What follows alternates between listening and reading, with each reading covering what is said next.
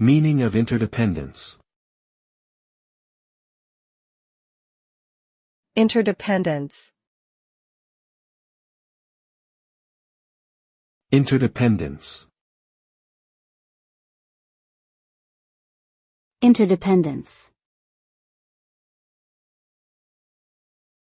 Interdependence.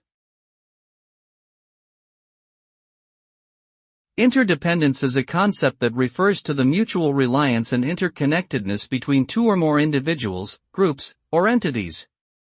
It suggests that each party depends on the other for support, resources, skills, or knowledge, creating a relationship of mutual benefit and cooperation.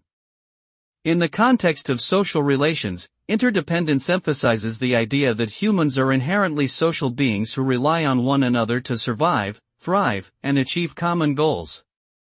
This concept is often used in fields such as psychology, sociology, economics, and international relations to explain how individuals and societies interact with one another and why cooperation and collaboration are essential for progress and development.